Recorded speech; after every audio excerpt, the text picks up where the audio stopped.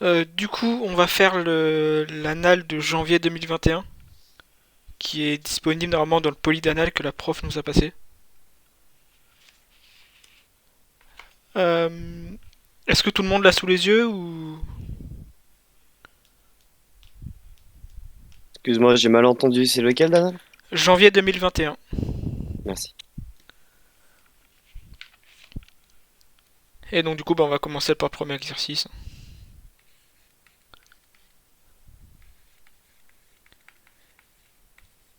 Donc l'exercice 1, il traite sur les séries de Fourier. Euh, on nous donne une fonction donc, f de t qui vaut 1 moins 2t sur grand T, donc sur l'intervalle 0t. On nous dit aussi qu'elle est impaire et t périodique.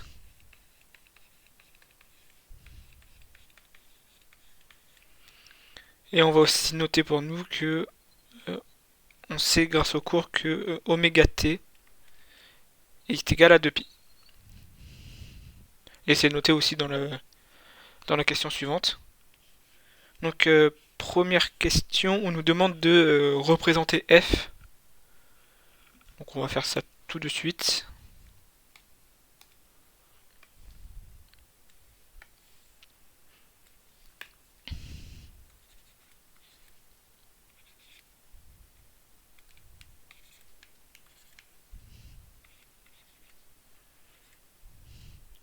Donc on va la représenter sur l'intervalle.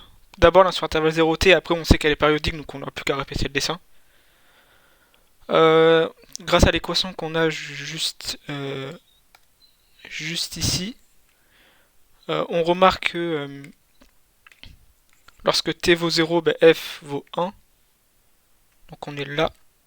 Et lorsque t vaut grand T, ben, f vaut, donc ça fera 1 moins 2, donc ça fera moins 1. Donc on va être ici. Ce qui fait que sur 0t, la fonction, on a un truc comme ça.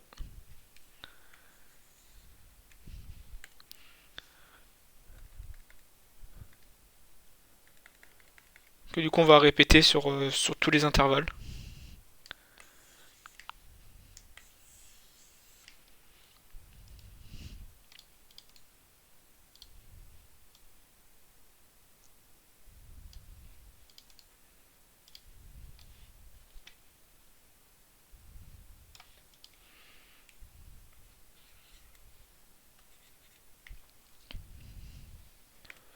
Ici on a moins t, ici on a 2t. J'ai pas besoin d'aller plus loin, on a compris à peu près le principe.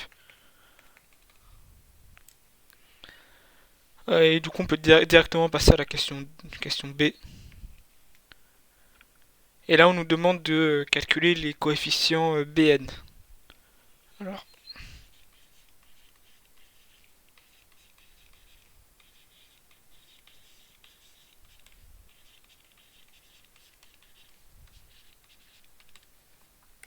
alors là le sujet nous aide un peu parce qu'il nous dit d'abord qu'on va devoir le faire via une intégration par partie.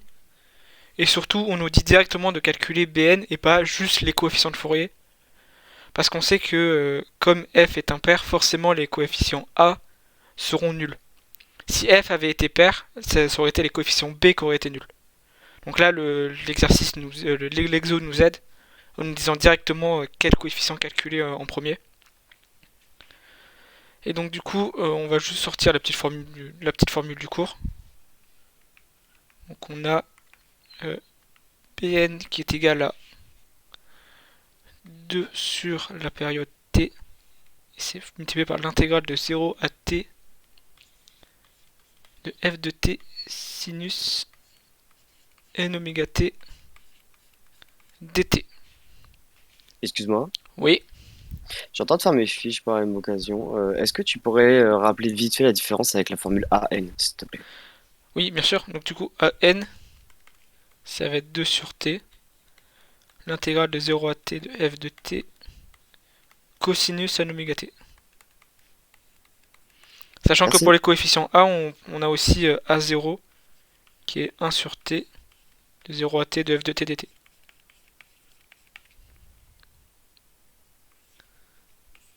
Voilà, et après il y a aussi les coefficients c.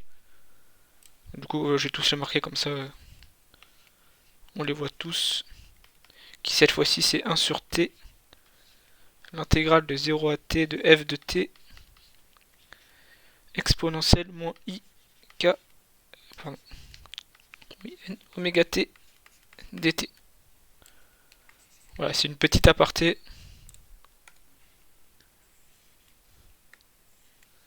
Mais dans notre cas là ici, les coefficients AN sont nuls, donc du coup on va pas s'en soucier. Donc aussi ici, on sait que sur l'intervalle 0t, f de t vaut 1 moins 2t sur grand T. Alors là on a de la chance parce que notre fonction est définie sur 0t. Mais des fois on a vu en cours des fonctions qui étaient définies sur moins t sur 2, t sur 2. Par exemple on a une fonction x carré qui est sur... par exemple si ici on a t sur 2, là moins t sur 2, des fois on aurait des trucs comme ça qui du coup se répéteraient. Et là pour calculer l'intégrale, de 0 à t ça va être un peu chiant on va dire. Et en gros on peut aussi la modifier par moins t sur 2, t sur 2. En fait il faut qu'ici ça fasse l'un moins l'autre fasse t. Donc on reste sur une période t. Mais comme ici ça tombe bien, ben, on va pas vraiment s'embêter avec ça.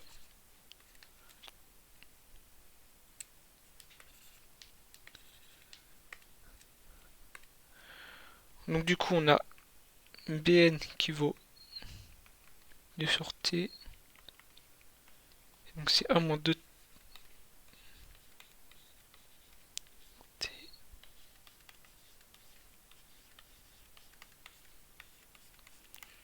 Donc là on va nous demander d'utiliser une intégration par partie.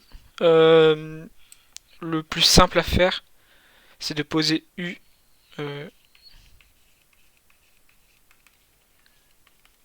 u est égal à 1 moins 2t sur t. Enfin 2t sur grand T. Et donc du coup on a u' qui vaut moins 2 sur grand T. Donc forcément on a v' qui vaut sinus n oméga t. Et v qui vaut moins cos n oméga t sur n oméga.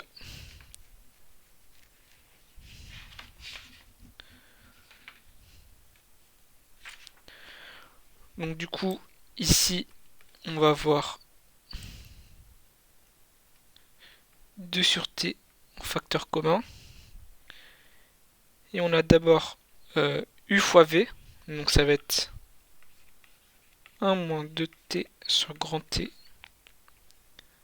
multiplié par moins cos n oméga t sur n oméga pris entre 0 et t. Et ça va être moins l'intégrale entre 0 et t de u'v. C'est-à-dire que là les moins vont s'enlever, ça va faire 2 sur... Attendez. Oui, si, c'est bien ça. 2 sur t cos n oméga t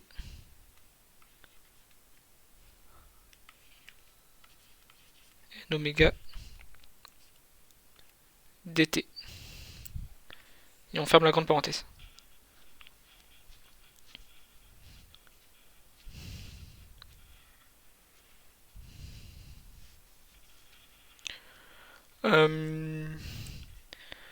Ici, on peut directement Tu as dire... oublié un moins. Où ça? Moins intégrale de moins de t. Bah non, parce qu'en fait, là, j'ai moins l'intégrale donc de moins de t, moins cos oméga t. Parce que j'ai un moins ici et un moins ici. Donc ces deux moins s'annulent et on regarde le moins de ton IPP. Ah ouais, ma faute. Quand j'ai écrit les deux. J'ai pas vu que t'avais pas. C'est ma faute. Pas de souci. Euh, et là, on peut directement dire que cette intégrale vaut 0. Parce que justement, on retrouve une intégrale de la même forme que AN, ou cette fois-ci, et donc du coup, ben, forcément, toute cette intégrale-là serait nulle. Bah, si vous êtes pas sûr, vous pouvez quand même la calculer au brouillon, et vous trouvez très vite que c'est nul, parce que là, la primitive de ça, euh, ça va être sinus n oméga t sur n oméga. Et donc du coup, comme on sait que oméga t ça fait 2pi, ben on va avoir sinus de n de pi, ça fait 0, et juste en dessous après on va avoir sinus de n fois 0 qui vaut aussi 0. Donc forcément, on en déduit que cette intégrale est nulle. Donc du coup, on a les coefficients Bn qui valent 2 sur t. Et on n'a plus que cette partie-là à traiter. Ça va faire 1 moins de t sur grand T divisé par moins cos n oméga t sur n oméga.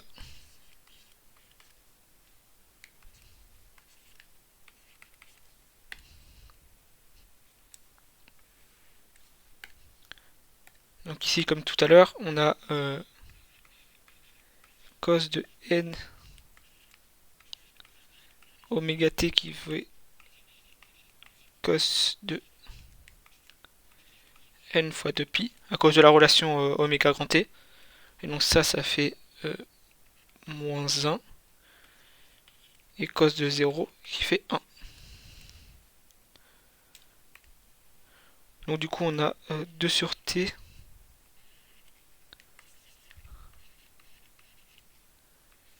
On va mettre un facteur ici quand t vaut grand T. Ici, on va avoir moins 1. Qu'on va donc multiplier à moins fois moins. Donc les moins vont s'annuler, donc ça va faire plus 1 sur n oméga. Moins ici, quand ça fait 0, on va avoir juste un seul 1 multiplié par moins 1 sur n oméga. J'ai pas compris Cos pourquoi n de c'était pi, ça moins fait 1. moins 1. Ça Ah fait bah on a la 1, même cos n question. de pi. En effet, ça fait 1. C'est my bad. Non, mais c'est dimanche, t'inquiète. Oui, donc oui, cos n de pi, ça fait 1. C'est un tour complet. Donc du coup, on a 2 sur t.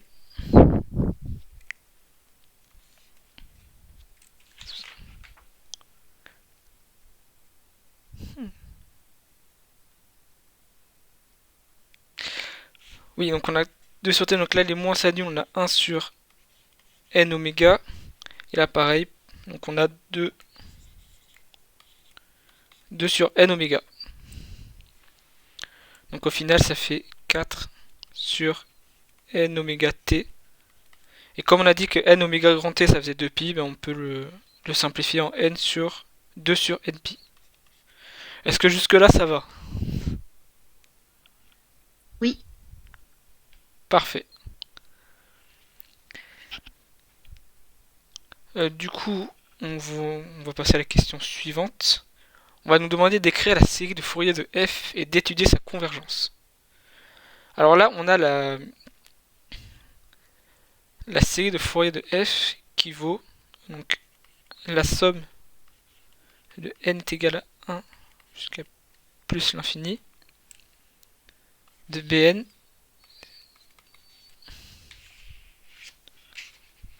sinus n oméga t. Donc c'est égal à la somme de n égale à 1 à plus l'infini de 2 sur npi sinus n oméga t. Et là maintenant on va étudier sa convergence. Alors là ça va être très simple, on va utiliser le théorème de Dirichlet. On va d'abord expliquer pourquoi. Ici, on remarque que f, déjà, est t périodique, et surtout, elle est C1 par morceau. C'est-à-dire qu'elle est continue, dérivable, par morceau. Et donc, du coup, donc, f est t périodique, et C1 par morceau. Donc, on peut utiliser le théorème de Dirichlet.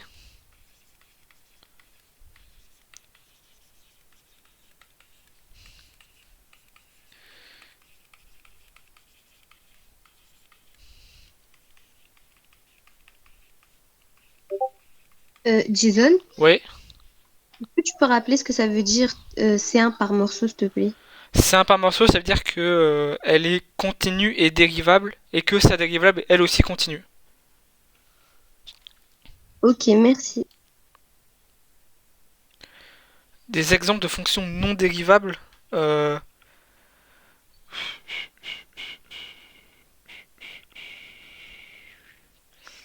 bah déjà, déjà, si on avait des... Par exemple, si on a cette fonction-là, qui est valeur absolue de t, elle est C1 par morceau, donc sur 0 plus l'infini, et 0 moins l'infini, 0 exclu, mais elle n'est pas C1 sur R. Parce qu'on a le point justement 0 qui va poser problème, on n'a pas vraiment une dérivée. On a pareil avec racine carrée, et 1 sur t aussi, il me semble. Mais je vais pas m'avancer plus que ça, je suis pas vraiment sûr.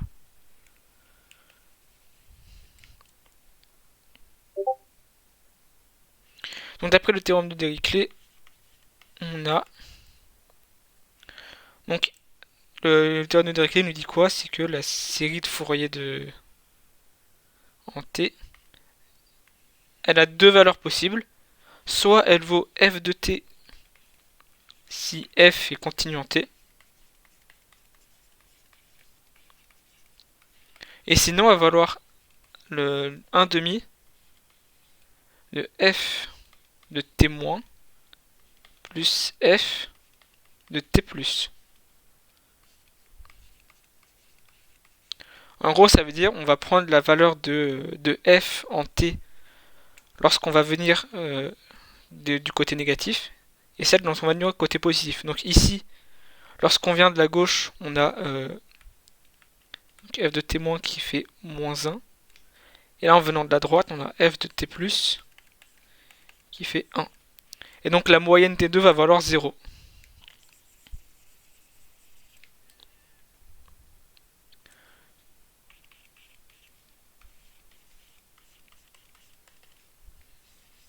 Si on a f de t, si f continue en t, et 0 sinon. Et pour essayer, c'est si t est égal à kt, k appartenant à z. Est-ce que tout va bien pour cette question?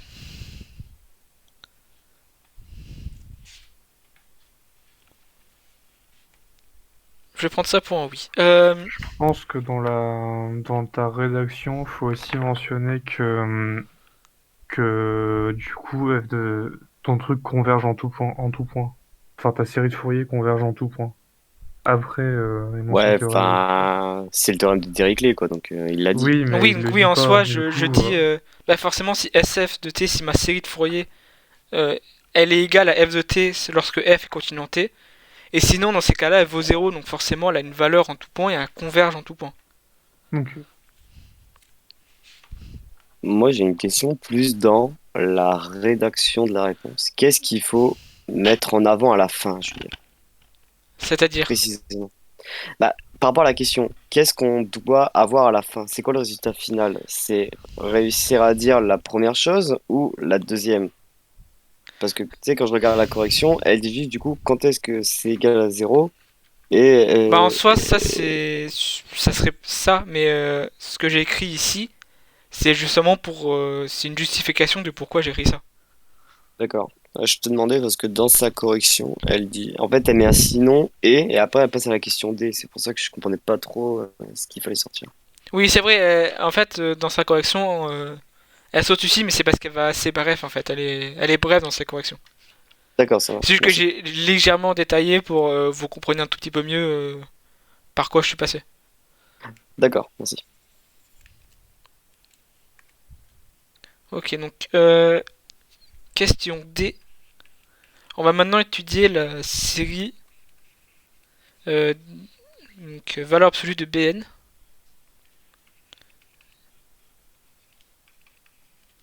Et alors, déjà, on va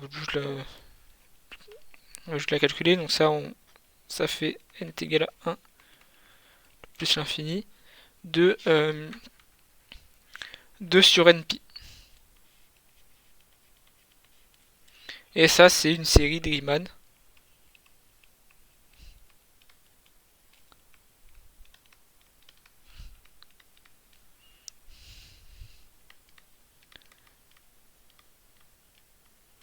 qui est convergente, divergente, pardon.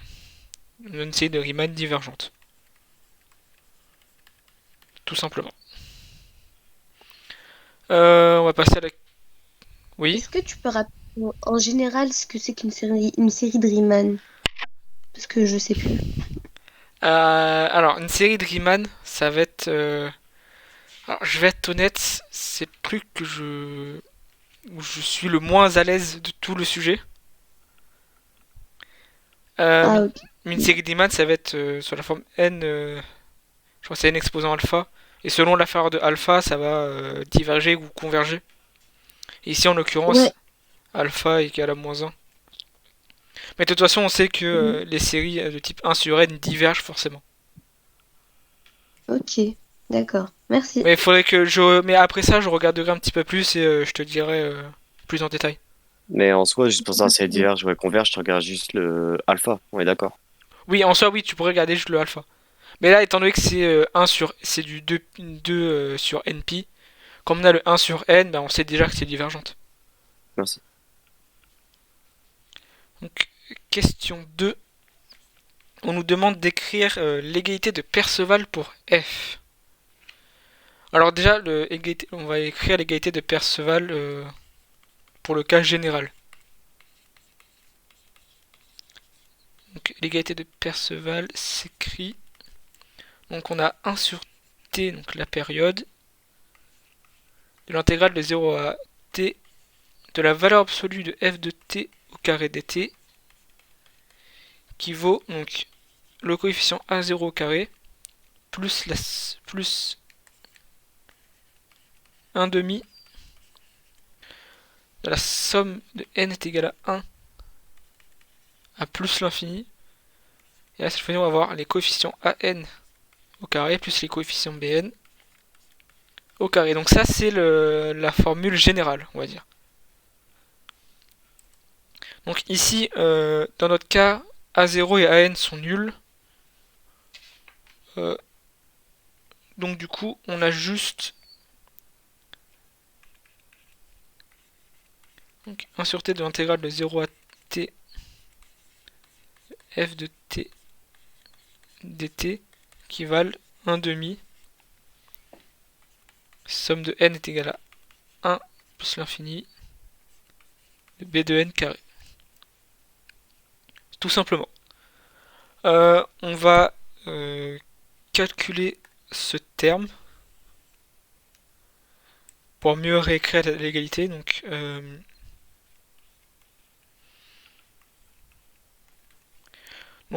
entre 0 et t, donc f de t comme tout à l'heure vaut 1 moins de t sur t au carré.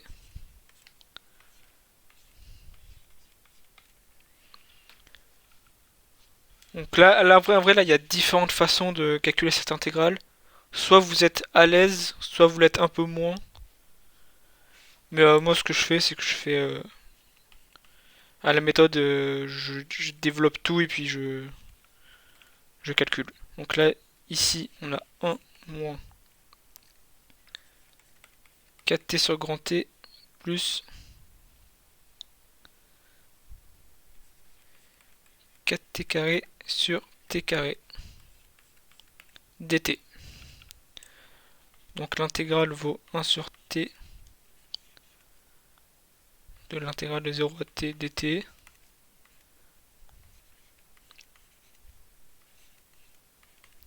T dt et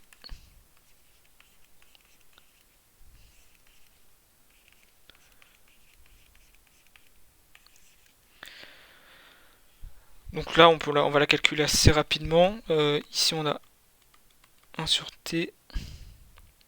Là on a t moins t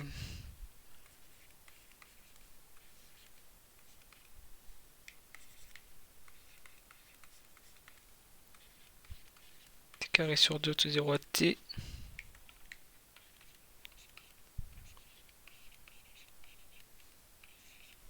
On a t3 sur 3 de 0 à t. Donc on n'a que les termes en t qui vont rester. Ça veut dire 1 t moins. Donc là le 2 va s'enlever ici, on va juste récupérer un 2. 2t carré sur t plus 4t3 sur 3t2. Ici, donc, les t se simplifient entre eux. Et on a le t en facteur qui va aussi simplifier le reste. Donc on a juste 1 moins 2 plus 4 tiers. Et ça fait 1 tiers. Donc on revient sur notre égalité de Perceval. On a donc 1 demi de la somme de n est égal à 1 plus l'infini. Donc les Bn c'était les 2 sur nπ, donc on a 4 sur n carré pi carré qui valent 1 tiers. Et donc dans la question suivante, on nous demande d'en déduire la valeur de la somme de la série de n égale à 1 plus l'infini de 1 sur n carré. Donc tout simplement on va réutiliser donc, ce qu'on a calculé juste avant.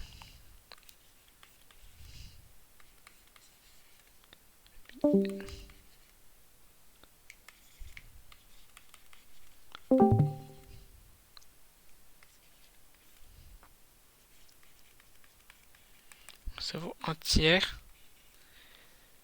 Et donc du coup en refaisant le calcul, on trouve que donc on a, je vais aller étape par étape.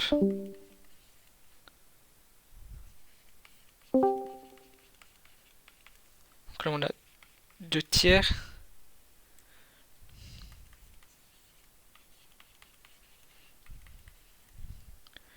Du coup 1 sur n carré qui va valoir, on va multiplier par pi carré sur 4. Donc on va obtenir un pi carré sur 6 parce que les deux vont se simplifier.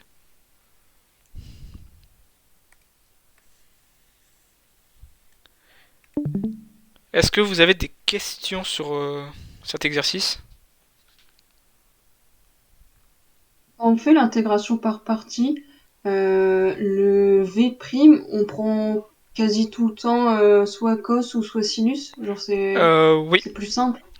Oui, parce qu'en fait, si tu prends le polynôme en u, forcément le u' il va être d'un degré, il va baisser d'un degré. Donc du Ouais. coup, tu sais que tu vas avoir à un moment donné où tu n'auras plus qu'une intégrale avec un cosinus de l'autre côté. Ok, je vois, ouais. Ok, merci. De rien. Est-ce qu'il y a d'autres questions avant qu'on passe à l'exercice 2?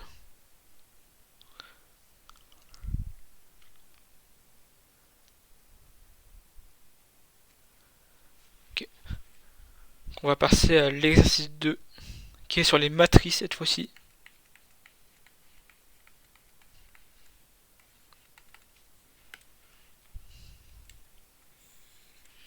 Donc, on nous donne deux matrices. Donc d'abord la matrice A, donc qui vaut 2, 0, 3, 0, 5, 0, 3, 0, 2. Et la matrice P, vaut 1, 1, 0, 0, 0, 1, moins 1, 1 et 0. Donc alors là, faut savoir que on nous dit plus haut que les questions 1 et 2 de cet exercice sont totalement dépendantes. Donc on va commencer par la question 1, petit a. On nous demande de montrer que moins 1 est valeur propre de a. Donc alors. Et si c'est le cas, de déterminer le sous-espace propre associé.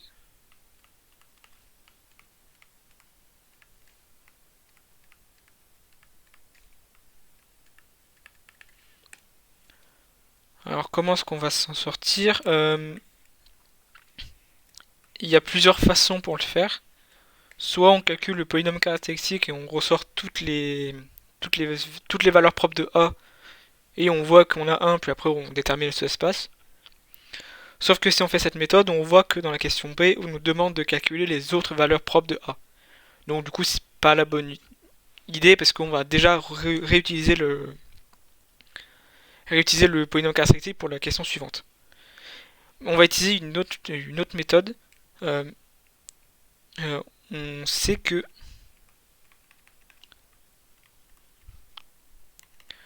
si lambda est valeur propre de A,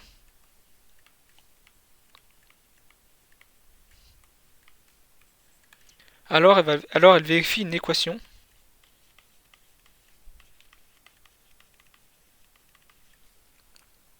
qui est AX qui est égal à lambda X.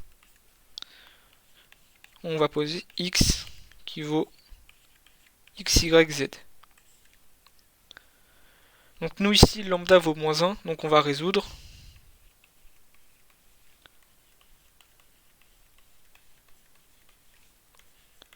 AX égale moins X. Et en plus on va faire d'une paire de coups, parce qu'en faisant ça, si on trouve une solution, on va trouver donc le sous-espace propre associé. Donc ça fait d'une paire de coups. Donc c'est équivalent à écrire. Donc on reprend la valeur de A. Donc c'est 2x plus 3z qui est égal à moins x. On a 5y qui est égal à moins y. Et Dylan, oui, en faisant ça, on cherche pas directement le sous-espace. Enfin, je Bah. veux dire, on n'a pas montré que moins 1, c'est la valeur propre. justement Enfin, on est en train de le faire. En fait, Ah, d'accord. si on trouve une solution à x qui n'est pas En fait, incohérente, on va forcément avoir Ouais. prouvé que justement lambda, donc moins 1, est une valeur propre. Ah, ok, donc si on trouve un sous-espace, donc un vecteur qui est de multiplicité 1, vu que. Ou 1 ou 2, ça dépend, donc on aura. Donc Voilà. c'est bon, c'est la Ouais. valeur propre. Ok. Mais si on trouve un truc complètement incohérent, c'est faux. De toute façon, là, on nous dit dans la question qu'il faut montrer que moins 1 est valeur propre, donc on sait déjà que moins 1 est valeur propre. Donc en soi, en Ok, d'accord. théorie, on est censé trouver un truc cohérent. Alors pourquoi 5y égale moins y? C'est juste parce que c'est AX. Quand tu fais AX, t'as 2X. Ouais, mais je veux dire, comment 3Z. c'est possible? Bah écoute, on va le déterminer. Ah d'accord. Parce que je vérifie dans mes notes. Ah si, donc ici, on en déduit que 4y égale 0. Donc forcément, y vaut 0. Est-ce que ça répond à ta question, Alexandre, ou pas? Ah non, mais c'est dimanche, mon cerveau il va ralentir. Désolé. T'inquiète, t'inquiète. Et là, L1 et L3 nous donnent. Donc ici, si on rajoute x à gauche et à droite, on va avoir 3x plus 3z. Et là, si on fait pareil, on va aussi avoir 3x plus 3z. Donc on aura 3x plus 3z qui est égal à 0. Donc forcément, x est égal à moins z. Ainsi, on va obtenir le système suivant. x on veut lui donner une valeur alpha, y est égal à 0. Et forcément si x vaut alpha, z vaut moins alpha, avec alpha appartenant à R. On a donc x qui vaut alpha u, avec u qui vaut 1, 0, moins 1. Donc on a trouvé le sous-espace propre associé à moins 1 et en même temps montré que moins 1 est une valeur propre. Donc moins 1 est une valeur propre.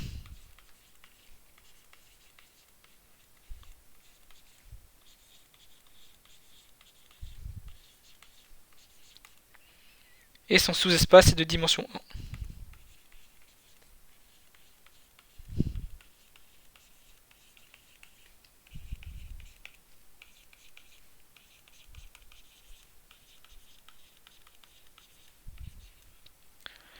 Donc, question petit b. On nous demande de déterminer les autres valeurs propres de A.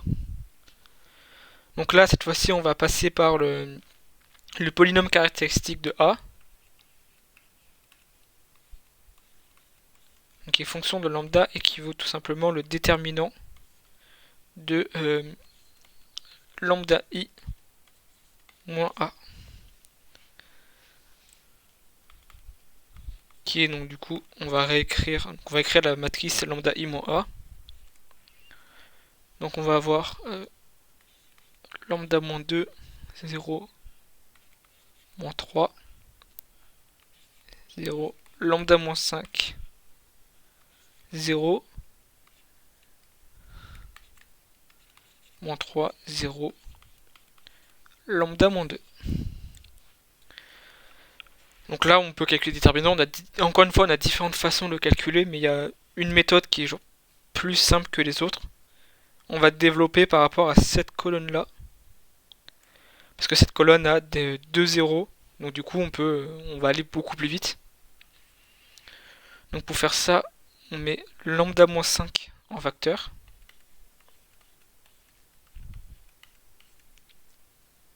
Et on va calculer le déterminant de cette matrice, donc lambda moins 2, moins 3, lambda moins 2, qui sera dans ce sens-là. Et donc ça fait lambda moins 2 au carré, moins. Je laisse volontairement de cette façon-là, donc moins 3 au carré. Je laisse volontairement de cette façon-là pour souligner le fait qu'on a une formule de la forme a carré moins b carré pour le simplifier juste après. Ce qui fait qu'on a tout simplement lambda moins 5. Donc là on va avoir donc a carré moins b carré, donc ça fait a moins b facteur de a plus b. C'est-à-dire lambda moins 2 moins 3 facteur de lambda moins 2 plus 3. Donc on a lambda moins 5 facteur de lambda moins 5 facteur de lambda plus 1. Donc lambda moins 5 au carré, lambda plus 1. Ainsi, on a deux valeurs propres.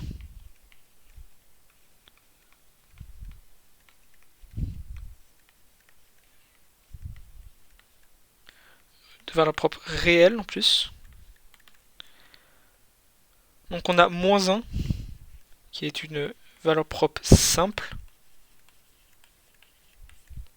Parce que son ordre de multiplicité c'est 1. Et on a 5, qui est une VP double. Parce que son ordre de multiplicité c'est 2. Donc du coup, vu qu'on a déjà le sous-espace de moins 1, parce qu'on l'a calculé à la question précédente, on va juste là, cette fois-ci, déterminer le sous-espace de la valeur propre de la valeur propre 5.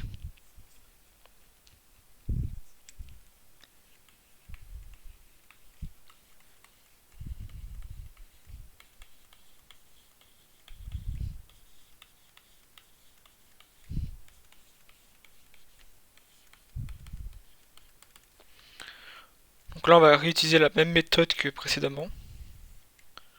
On va résoudre.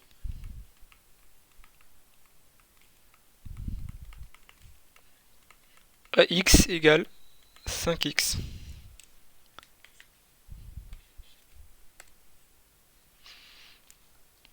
Donc ce qui nous donne donc, le système d'équations suivant. 2x plus 3z est égal à 5x. 5y est égal à 5y.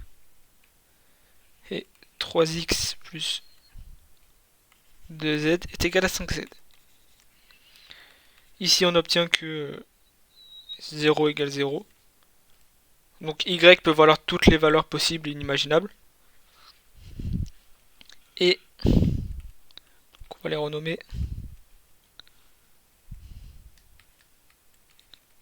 Comme tout à l'heure, L1 et L3 nous donnent la même information.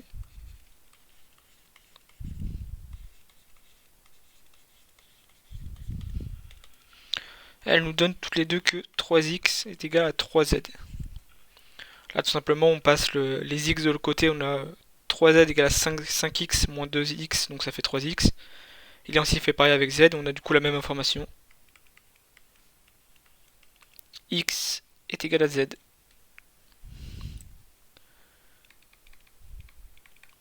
Ainsi, on a x qui vaut alpha, alpha appartenant à R. Y, on va lui donner une valeur bêta.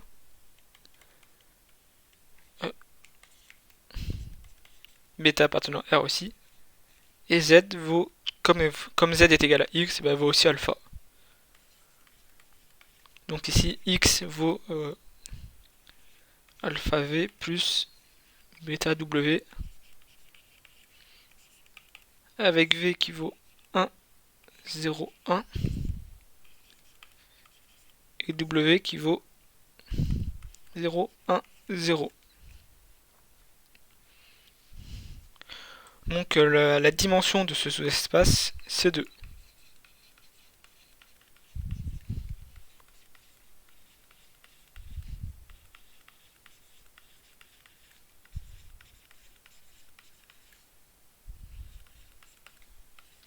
Donc ici le sous-espace propre pour la variable, pour la valeur propre qui est égale à lambda égale à 5.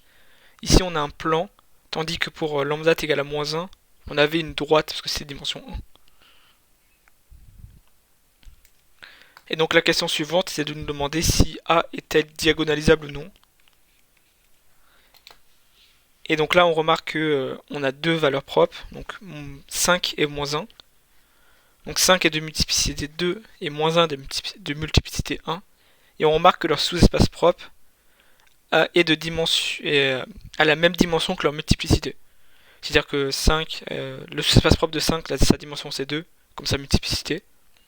Et pour moins 1, ça va être pareil, c'est dimension 1 comme sa multiplicité. Donc ça veut dire que A est diagonalisable. Donc A possède 2 VP réels. Jason, Oui. tu pourrais rappeler ce que c'est la multiplicité d'une matrice, s'il te plaît? Alors c'est pas la multiplicité d'une matrice, mais d'une valeur propre. Oui, pardon, oui. Mais c'est tout simplement la puissance qui est ici. Ah, d'accord, ok, merci. Pas de souci. Deux valeurs propres réelles. Et on pour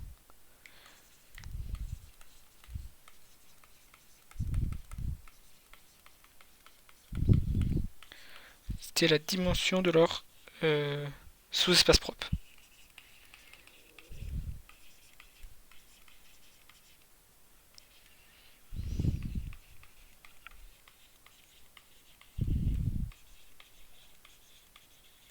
Donc A est diagonalisable.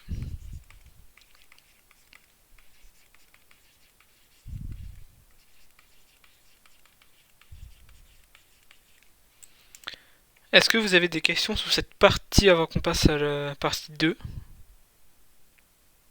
Oui, moi j'en aurais une. Quand tu dis que leur multiplicité c'est la même que leur sous-espace propre, tu le trouves comment ça?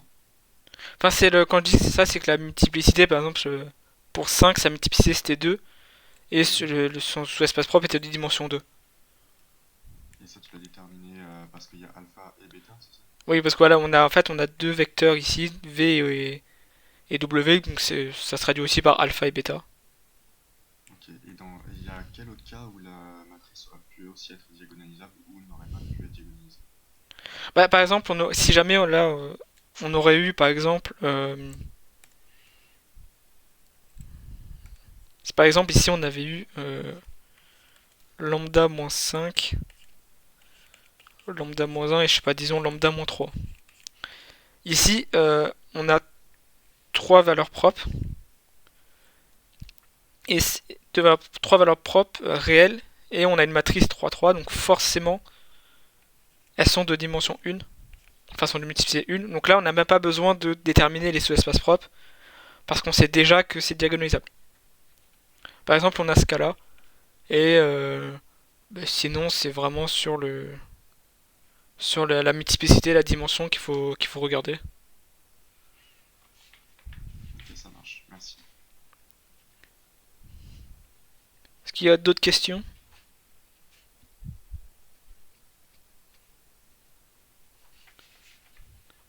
Bon, du coup, on va passer à la question 2. Donc là, la question 2, on nous demande à l'aide de l'algorithme du pivot vu en cours, il faut montrer que P est inversible et calculer son inverse. Alors du coup, on va utiliser l'algorithme du pivot.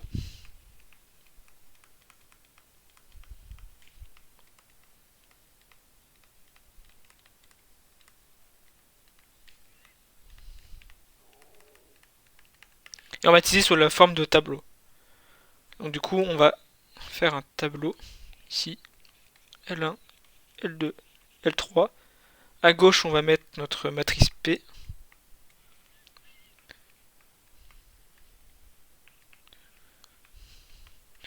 On va tracer un trait. Et ici, on va mettre la matrice identité.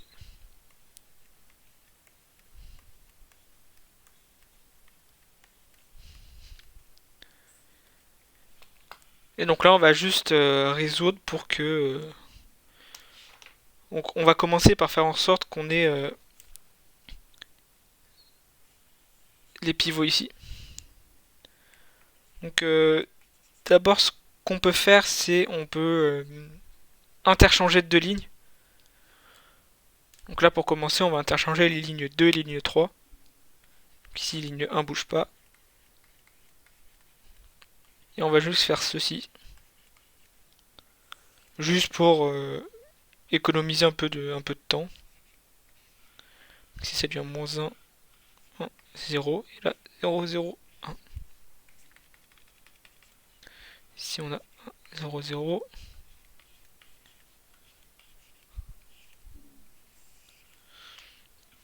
Donc là, on va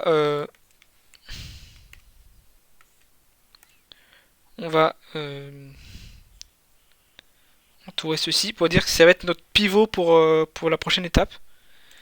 Et ici, on va essayer à l'aide de combinaison, remplacer ça par des zéros. Donc ça tombe bien, on a déjà un 0, donc on n'aura qu'une seule combinaison à faire. Et donc pour faire ça, on va juste additionner L1 et L2. L1 plus L2. L3 bouge pas. Donc L1, ça fait appeler. Ici, donc on a 1 moins 1, ça fait 0. En plus 1, 2. Ici, 0. Donc là, on va avoir 1 plus 0. Donc ici, on va avoir 1 ici. Et un 1 ici. Et ensuite, en dessous, ça change pas.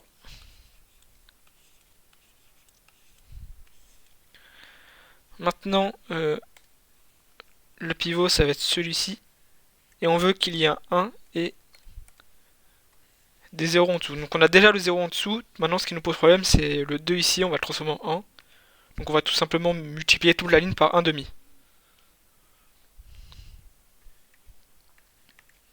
On a L1. Ici, on a 1 demi de L2. Donc ici L3. Donc là L1 bouge pas.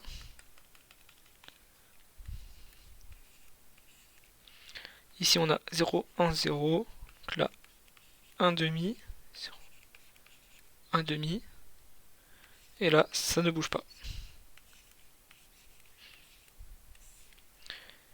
Et là on remarque ici que on a déjà un pivot, donc on n'a pas besoin d'aller plus loin.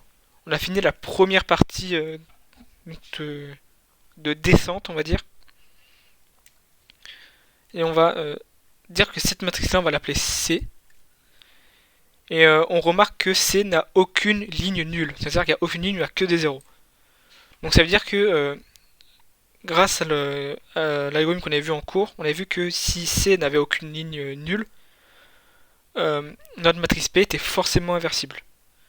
Donc ici, on a répondu à une moitié de la question. Comme C n'a pas de ligne nulle, P est inversible.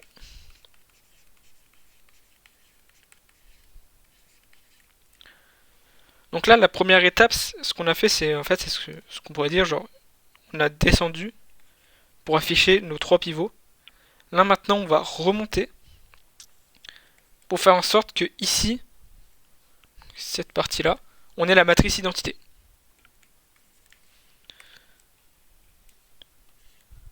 Et donc du coup, le seul endroit qui va nous poser problème, ça va être ce 1 ici, qui va être facilement réglable. Et pour ce faire, on va juste faire L1 moins L2. Donc ici on laisse L2, ici il laisse L3 qui n'a pas bougé. Donc L1 moins L2, 1 moins 0, ça fait toujours 1. 1 moins 1, 0, qui est 0. Et donc là, 1 moins 1 demi, donc ça fait 1 demi. Ici on a 0. Et là, 0 moins 1 demi, ben ça fait moins 1 demi. Donc ici, 0, 1, 0.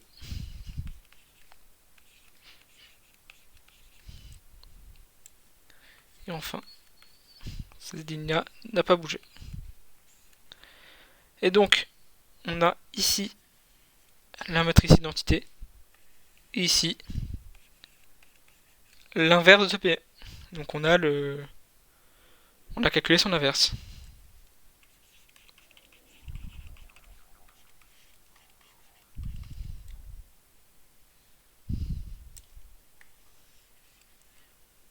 Ça fait donc 1 demi, 0, moins 1 demi, demi 0, demi, et 0, 1, 0. Est-ce que vous avez des questions sur cette partie? Nope. Quoi? J'ai pas entendu. J'ai dit non personnellement. Ah, ok. Une des lignes, il y a entièrement. J'ai pas entendu la fin de ta phrase, Timothée. Pour C, si jamais on a une des lignes ou des colonnes qui est entièrement égale à 0, du coup c'est foutu ou il faut qu'on fasse autre chose pour. Si, dans le cas général, si on a une ligne de C qui est nulle, c'est-à-dire que P n'est pas inversible. Dans le cas de l'exercice, dans le cas de l'exercice, on nous dit que on doit nous montrer que P est inversible. Si on t'a une ligne qui vaut 0, tu es dans la merde, on va dire. Ouais, c'est ça, faut commencer. Voilà. Faut, à mon avis, tu as fait une erreur quelque part. Mais généralement, les matrices n'êtes pas trop compliquées. Enfin, j'espère. Voilà, c'est ça. J'essaie de regarder les autres matrices. J'essaie de regarder les autres matrices dans les autres annales. C'était pas nécessairement des grosses matrices où on avait des grosses valeurs comme on a fait en cours. Parce que sinon, ben, ça nous prendrait 2 heures et on n'aura pas le temps de finir le reste de l'exo. Enfin, le reste du DS. S'il n'y a pas d'autres questions, on va passer au dernier exercice sur les transformés de Fourier. Donc, exercice 3.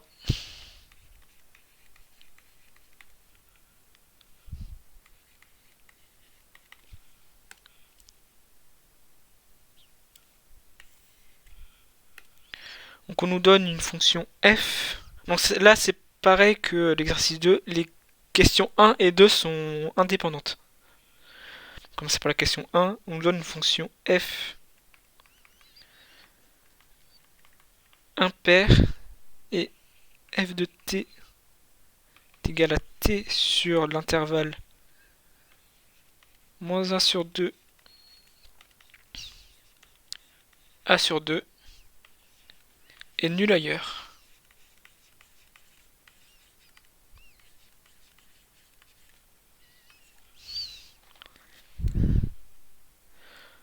Donc du coup, si on voulait faire un petit schéma de la fonction,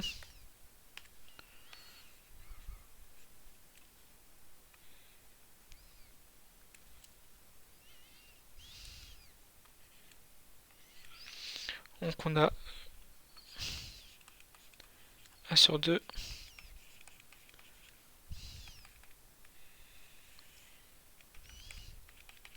ici. Voilà ce que donne la fonction pour qu'on se donne une idée. Donc première question, on nous demande de montrer que f est sommable et de carré sommable. Donc pour montrer qu'une fonction est sommable, en fait une fonction, alors ça on va l'écrire pour nous.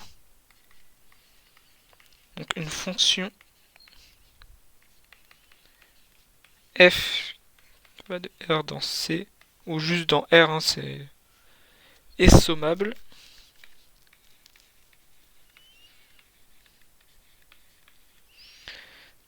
Est sommable, on dit sur R, si l'intégrale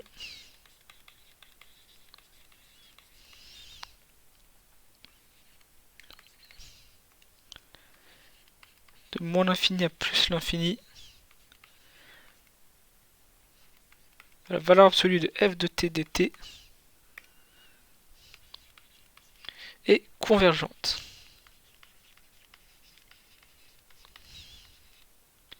Et quand on dit du carré sommable, on rajoute juste un carré dans l'intégrale.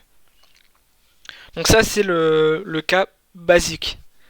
Maintenant, dans le cours, il y a une petite remarque normalement qui nous dit que si f est continue sur un intervalle et nulle ailleurs, elle est forcément sommable. Donc là, on n'a pas besoin de faire de calcul. On sait que f est continue sur moins 1 sur 2 a sur 2 et nul ailleurs.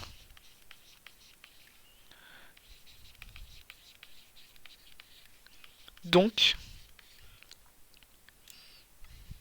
f est sommable et en même temps est de carré sommable aussi.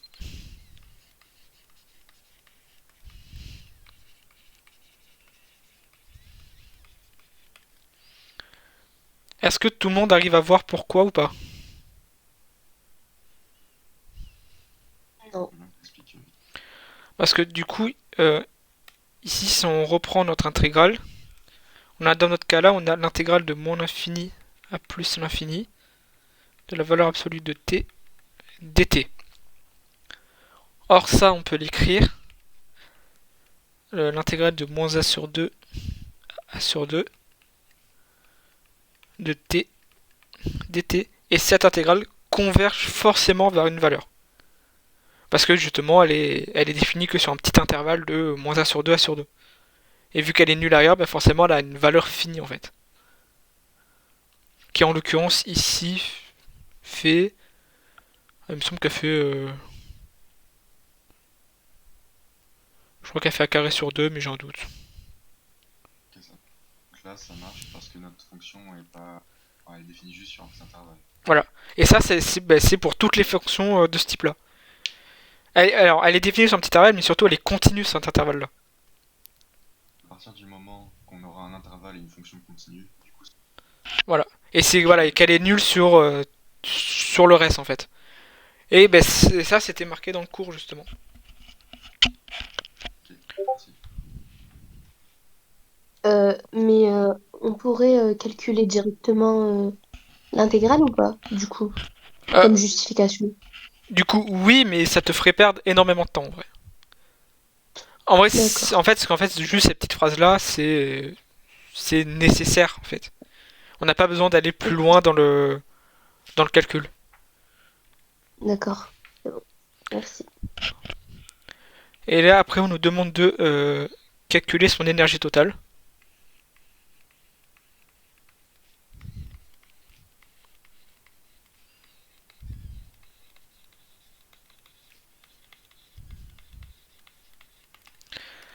Alors,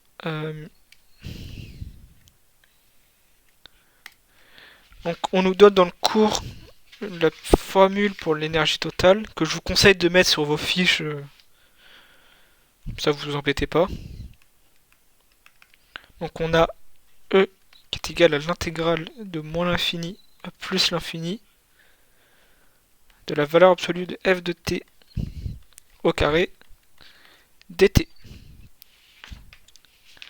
Donc dans notre cas, c'est l'intégrale de moins a sur 2 à a sur 2 de t carré dt. Donc ça fait t3 sur 3 pris entre a sur 2 et moins a sur 2. Enfin, limite, on peut même dire que vu qu'elle est paire, c'est 2 fois l'intégrale de 0 à a sur 2. Ça va simplifier le calcul. T carré dt. Et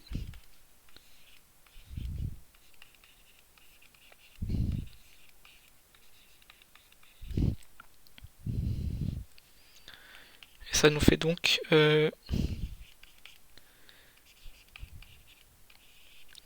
donc ici a sur 2 au cube, donc ça fait a cube sur 8. Donc ici, divisé par 3, donc ça fait a cube sur 24. Ce qui nous fait une énergie totale de a cube sur 12.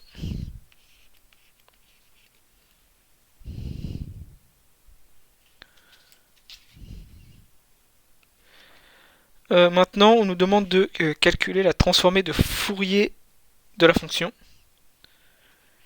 sachant qu'on a plusieurs méthodes possibles. Alors, on va juste rappeler la fonction, la formule basique, on va dire, pour n'importe quelle fonction.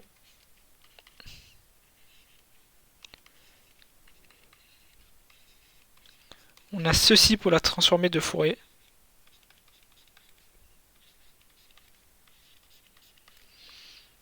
Donc ça, c'est la formule basique, on va dire. Comme f est impair,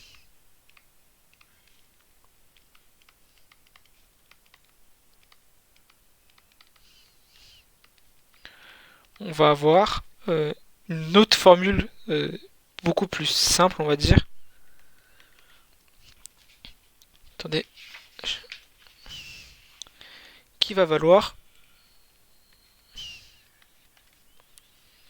Donc c'est moins 2i intégrale de 0 à plus l'infini de f de t sinus de pi nu t.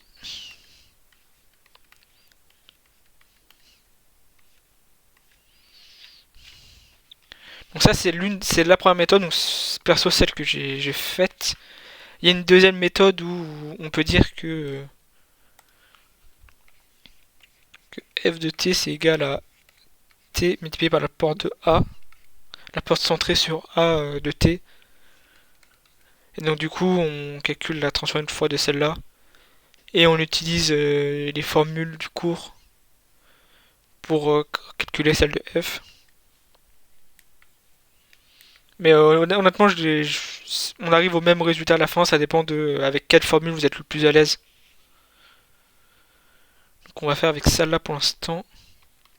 Ça fait moins 2i, l'intégrale de 0 à a sur 2 de t sinus de pi nu t dt. Donc pour ça, on va faire une intégration par partie. Donc on pose u est égal à t, u' est égal à 1 V' est égal à sinus de pi nu t. Donc V qui est égal à moins cos de pi nu t sur 2 pi nu. Ce qui fait donc moins 2i facteur de, donc on a d'abord u fois v, donc moins t cos du pi nu t sur 2 pi nu pris entre 0 et a sur 2.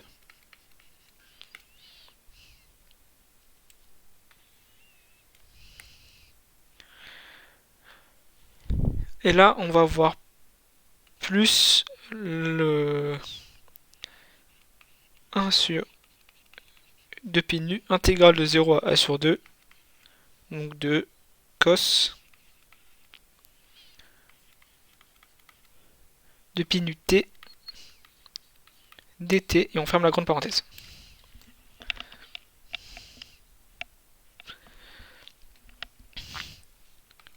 Donc ici on a moins 2i. Là on peut directement calculer ce terme-là. En 0 c'est nul, donc on va directement calculer en a sur 2. Sachant que, faut préciser, la variable ici c'est t. Je suis complètement obligé de le préciser. C'est t par nu, c'est t pas nul, donc faites attention.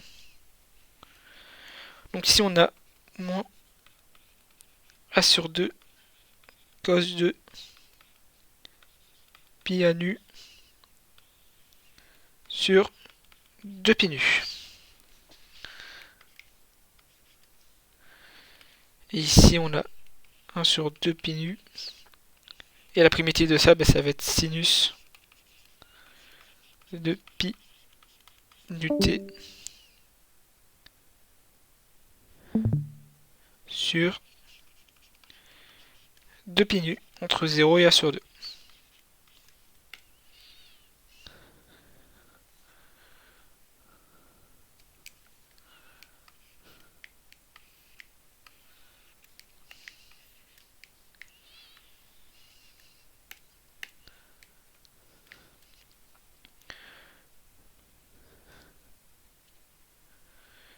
Donc du coup, on a moins 2i ici,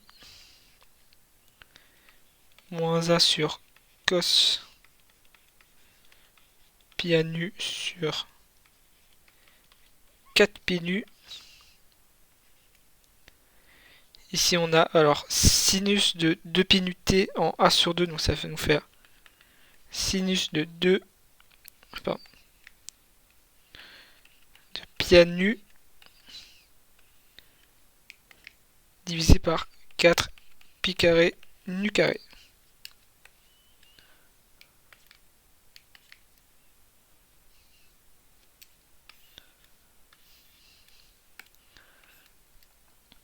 Et donc quand on factorise par i,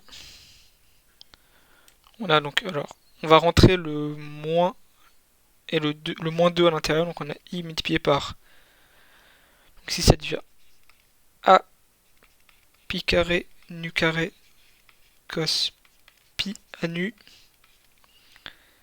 moins sinus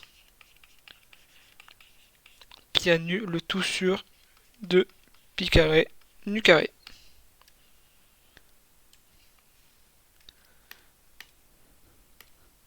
Et on nous demande en même temps de vérifier la cohérence des résultats. Donc on avait f impair. C'est bien ça, f impair. Et on obtient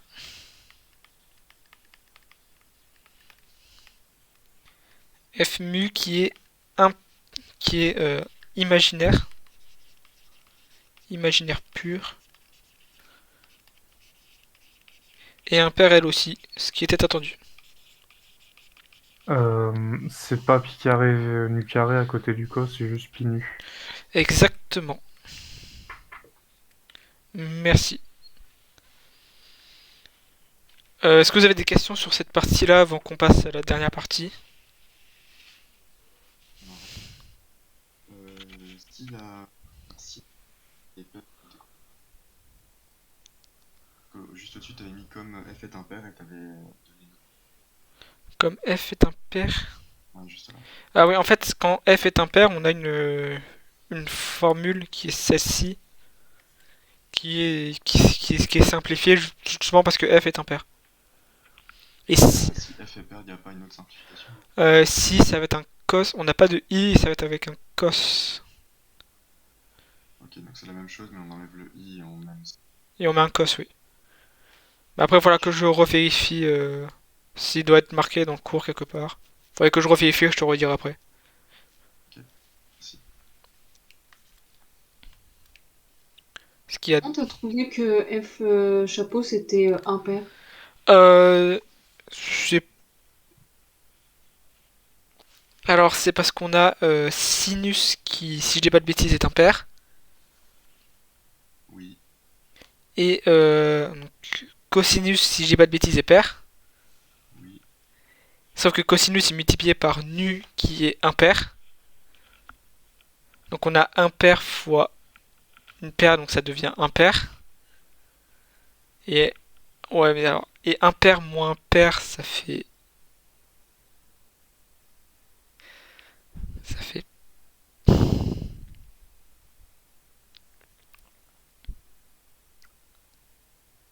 Ouais, j'ai des doutes là d'un coup. Non, mais t'as raison, c'est nu qui est impair, et du coup, tu multiplies par cos qui est. Non, nu est pair, nu est pair, du coup, tu multiplies par impair, ça donne impair, et du coup, le sinus, il est impair, du coup, impair moins impair, ça fait impair. Ok. Et y a pas Pour un le. mot, Et la division par le nu carré, elle change rien. Pas du tout. Ok. Et nu il est toujours pair, du coup? Bah en fait, f de nu est égal à nu, c'est genre comme f de t en fait. C'est comme cette fonction-là. Ah, C'est ok, c'est juste le nom de la variable qui change, mais c'est pareil, ça reste impair. ok, merci. Pas de souci. Donc du coup, on va passer à la suite.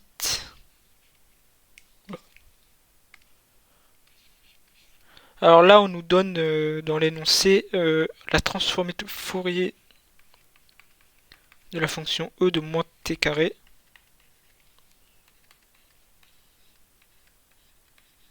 Et tout simplement e de moins nu carré. Donc on a vu en TD jeudi ou vendredi selon les groupes de TD. Et là, on nous demande tout simplement de calculer la transformée de Fourier de f a de t. Donc on a f a de t qui vaut e de moins at carré. Alors je vais aller vite pour celle-là parce qu'on l'a déjà faite en TD il y a jeudi ou vendredi. Donc du coup, ici on a e de moins at carré.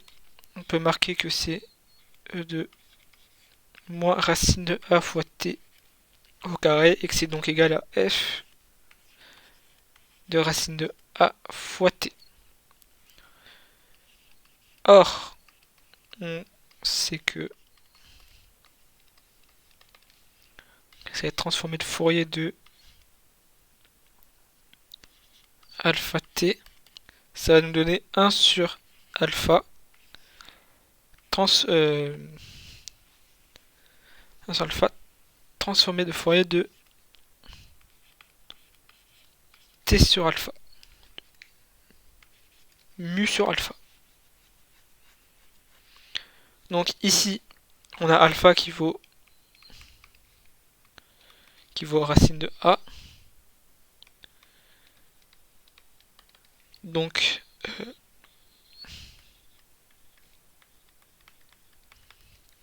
ici, ça va nous falloir 1 sur racine de a multiplié par. Donc on va venir prendre cette fonction-là. E de nu sur racine de a au carré. Donc quand on simplifie, on a 1 sur racine de a multiplié par moins multiplié par E de moins nu carré sur A.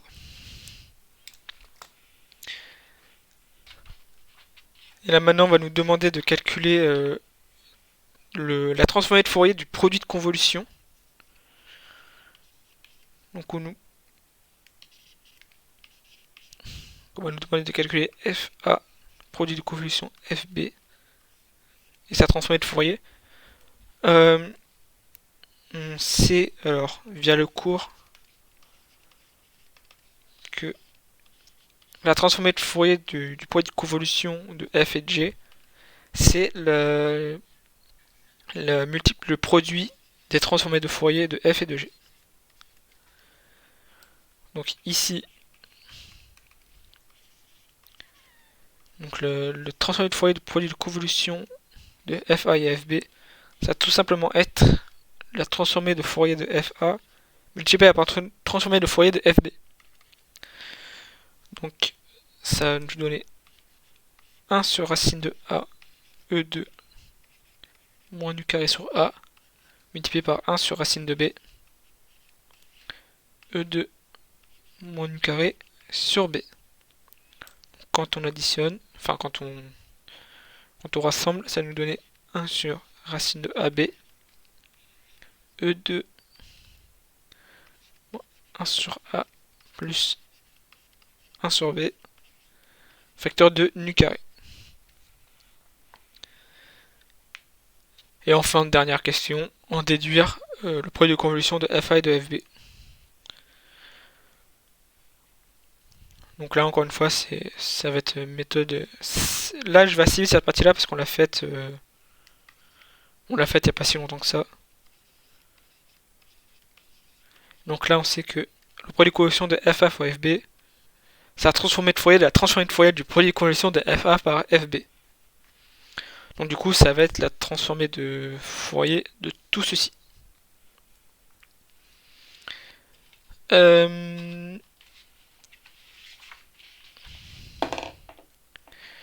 Ce qui fait qu'on a...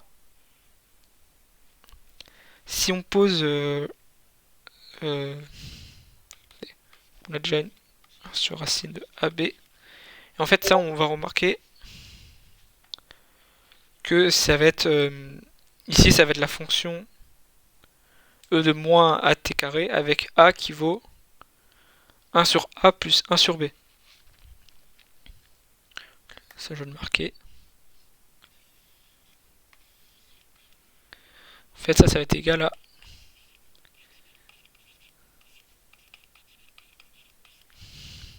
AF de 1 sur A plus 1 sur B. Donc du coup, ça, on connaît déjà la formule pour la transformer de Fourier de ça. Ça va être cette formule-là, on va remplacer tous les A par les 1 sur A plus 1 sur B. Donc du coup, ça va nous donner 1 sur racine de 1 sur A plus 1 sur B, auquel on va multiplier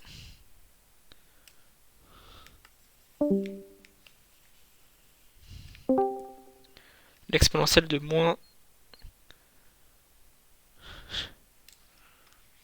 nu carré. Est-ce que tu peux réexpliquer? J'ai pas compris. J'ai pas compris. Tu remplaces quoi par quoi et pourquoi?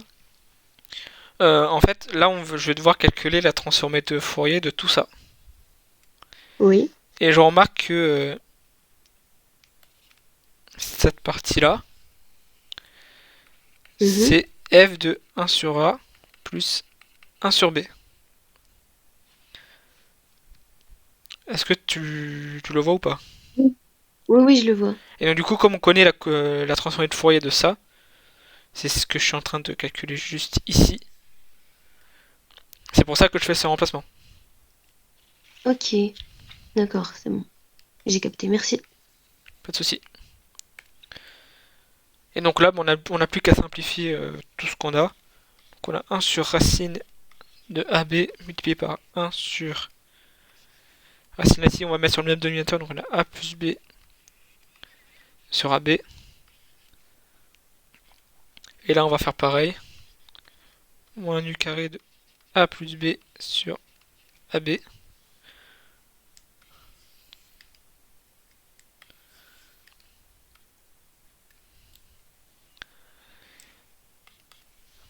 Et donc ça, on peut le simplifier ici. Donc ici, on peut juste dire que c'est... Tout ça, ça vaut 1 sur racine de a plus b. Et ici, on a moins ab sur a plus b de nu carré. Donc, FA convolution FB de t, ça nous donne 1 sur racine de a plus b exponentielle moins ab sur a plus b t carré. Est-ce que vous avez des questions?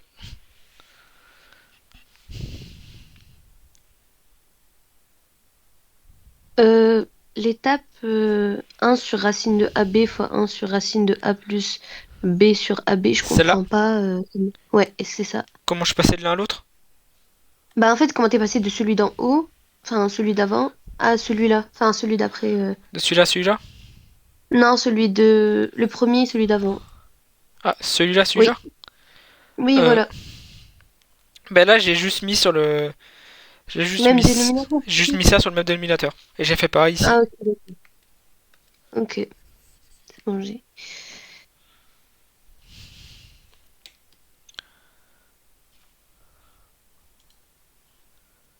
Est-ce qu'il y a d'autres questions?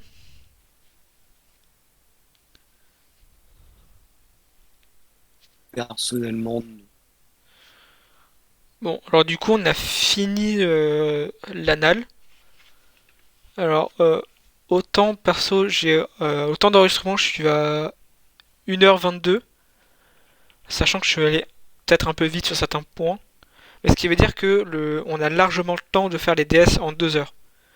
Donc, quand vous les ferez, donc c'est vendredi, je crois, le DS de maths, prenez votre temps. N'essayez pas d'aller trop vite. S'il y a un conseil que je peux vous donner, c'est faites d'abord l'exo sur les matrices, c'est peut-être le plus simple. Et terminez par série de Fourier. Comme ça, vous assurez des points assez faciles et le reste, ce sera que du bonus. Sachant que là, chaque exo avait faisait le même nombre de points. Donc c'était 7 points par exo.